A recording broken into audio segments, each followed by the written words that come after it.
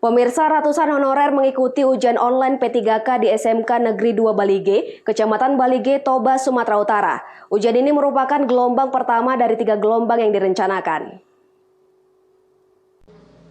Beginilah situasi para peserta mengikuti ujian P3K atau pegawai pemerintah dengan perjanjian kerja di SMK Negeri 2 Balige, Kecamatan Balige, Kabupaten Toba. Peserta yang mengikuti ujian P3K tersebut terlebih dahulu melakukan cek suhu tubuh dan memasuki ruangan karantina. Selesai di karantina selama 1 jam baru diperbolehkan mengikuti ujian. Adapun metode ujian yang diikuti para peserta adalah metode berbasis online seperti tes kemampuan, tes wawancara, tes manajerial dan sosial kultural, kompetensi teknis, dan tes sterilisasi lokasi. Apabila para peserta gagal atau tidak lulus dalam mengikuti ujian tersebut, dapat mengikuti gelombang kedua dan gelombang ketiga yang dilaksanakan pada bulan Oktober dan November mendatang. Erna Simangunsong, salah seorang peserta ujian yang mengaku kesulitan karena waktu yang diberikan sangat minim, sementara soal yang disajikan panjang dan butuh waktu lebih untuk mencerna masing-masing soal. Tadi waktunya terlalu sedikit ya buat kami yang ujian.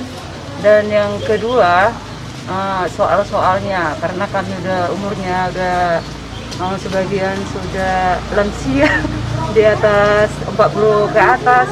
Jadi membaca, sementara tadi kalimat-kalimatnya begitu banyak. Hanya membaca kalimatnya aja waktu sudah banyak habis. Penilaiannya kami tidak tahu ya Pak. Itu dari pemerintah langsung untuk menilainya. Cuman tadi ada arahan dari panitia tentang 3 tadi, nilai wawancara, pedagoginya dan teknisnya 3 tadi.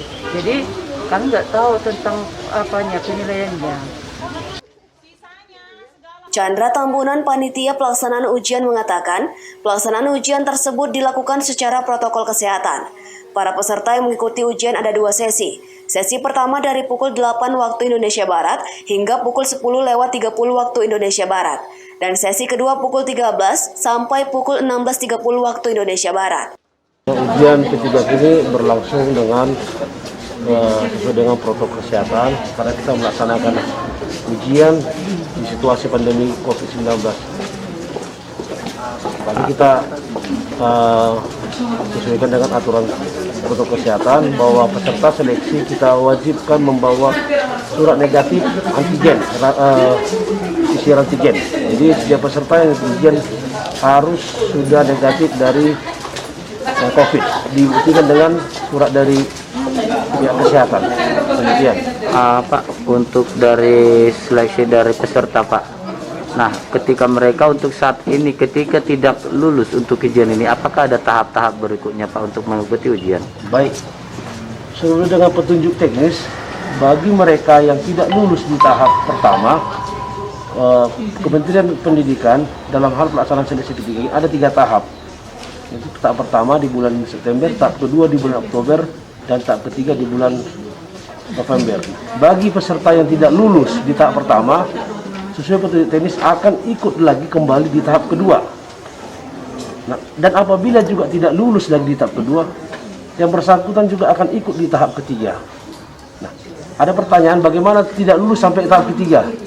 Nah, sampai saat ini kita belum mendapat petunjuk teknis dari kementerian bagaimana peserta itu jika tidak lulus sampai 3 kali. Nanti informasinya akan kita sampaikan ke kementerian untuk kita sampaikan sama rekan-rekan media.